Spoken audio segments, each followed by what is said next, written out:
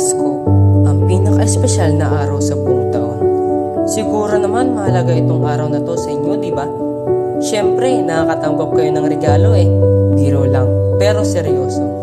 Lahat naman siguro tayo ay may hindi makakalimutang isang pangyayari sa araw ng Pasko. At ngayon ay ilalahad ko ang aking kwento.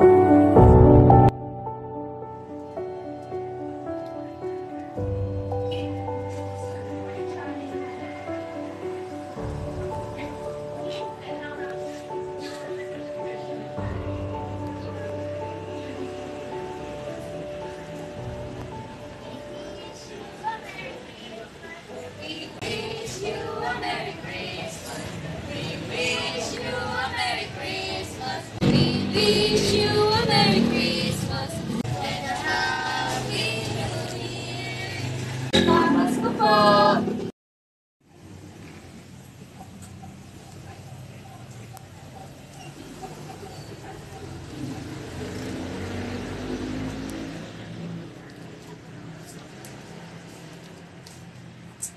Dear Diary, Hi!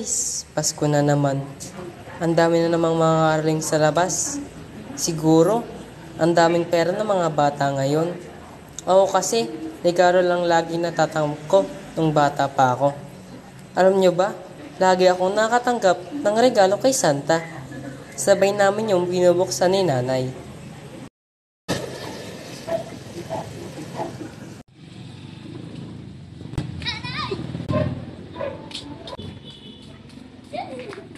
Oh, anak! May dala akong pasalubong sa'yo. Oh, oo, kaya halika na. Tara sa loob.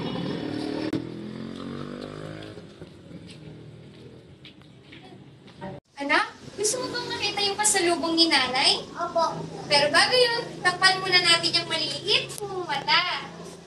Yay! Thank you po, nanay. Parang kung babae to, gusto ko po yung pumataking robot. Hindi afford din ni nanay eh. Pero malay mo si Santa, mamaya bigyan ka niya. Kaya halika na at tayo ay matulog na.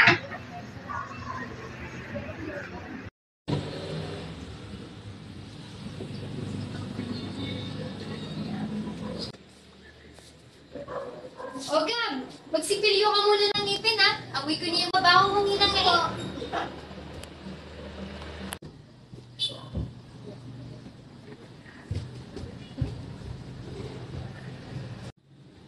Kapag mag-toothbrush, makatulog na nga para makita ko si Santa.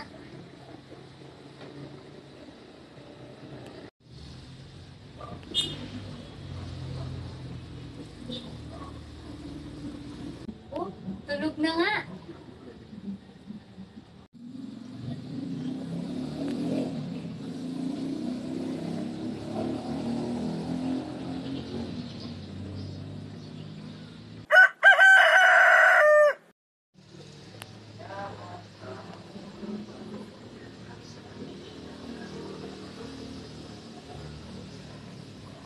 Oh, Gab, gising ka na pala.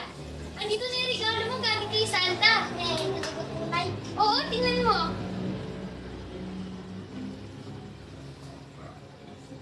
Wow, ang ganda panlalaki. Nagustuhan mo ba?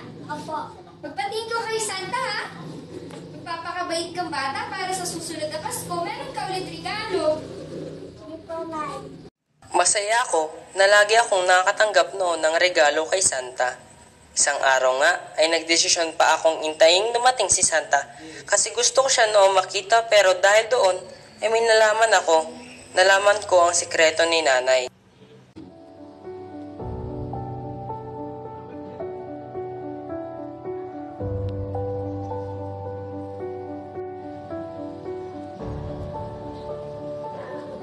Siguro, pwede mo si Santa. Patingnan na nga.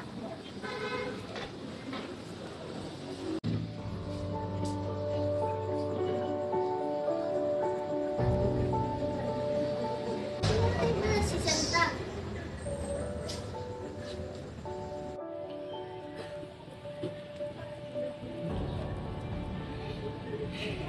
Alam ko naman si Nanay si Santa, pero hindi dapat masayang ang effort.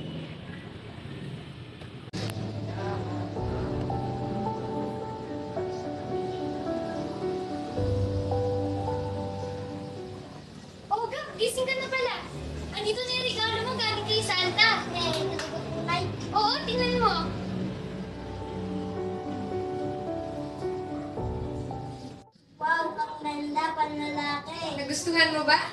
Opo. Magpatingin ko kay Santa, ha? Magpapakabait kang bata para sa susunod na Pasko. Meron ka ulit regalo. Hindi po, Nay. Tara na.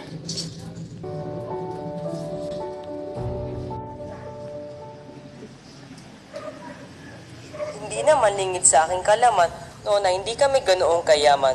Yung bahay na tinitira namin ay galing pa sa lolo ko. Alam ko na sinisikap lagi ni nanay na mabigyan ako ng regalo at napagtanto ko na sinasabi lang laging galing yon kay Santa para hindi masira ang imahinasyon ko bilang isang bata. Si nanay ang tunay na Santa ng buhay ko, ang siyang nagbibigay pagmamahal at liwanag sa aking Pasko.